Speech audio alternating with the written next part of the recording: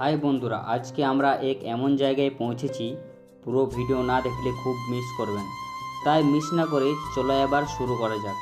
প্রাকৃতিক সুন্দরময় জায়গা পাটঝালদার অন্তর্গত কপিলা পাহাড়।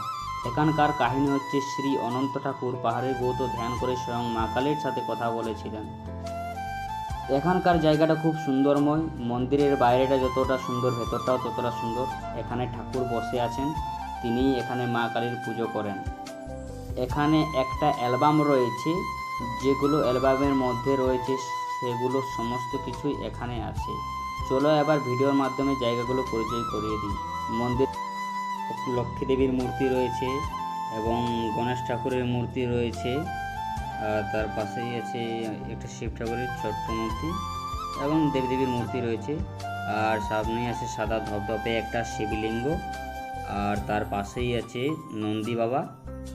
খুব সুন্দর লাগছে দেখতে। এখানকার জায়গাটাও এবং আবহাওয়াটাও খুব সুন্দর।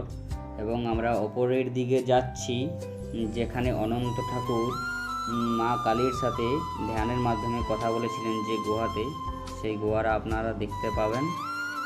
এই যে আপনারা দেখতে পাচ্ছেন ওপরের দিকে করে আছে পাথরের নিচে একটা গুহা।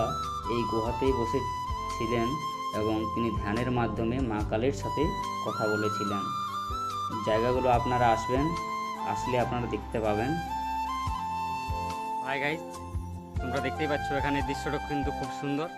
চারদিকে শুধু পাহাড়ে ঘেরা এবং সবে মাত্র পাতা ঝরে নতুন নতুন পাতা গজিয়েছে গাছের মধ্যে, পাতা বেরোচ্ছে, দেখতেও সুন্দর লাগছে। আপনারা এখানে ঘুরতে আসবেন। দেখুন, একটা মা কালীর বড় মূর্তি রয়েছে, গলায় রয়েছে মুন্ডমালা, আর সামনের দিকে মায়ের চরণ আছে। জায়গাগুলো খুব সুন্দর।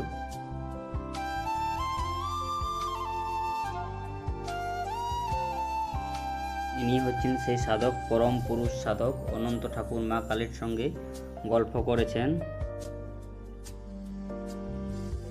এবং আপনারা একটুকু এগিয়ে গেলেই দেখতে পাবেন হনুমানজির একটা বড় মূর্তি।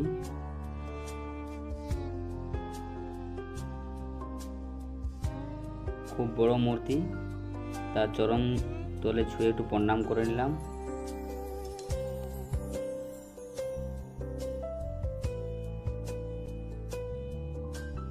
এবং তার পাশেই আছে একটা মন্দির, যেখানে আছে মা দুর্গা, লক্ষ্মী ও সরস্বতী দেবীর মূর্তি।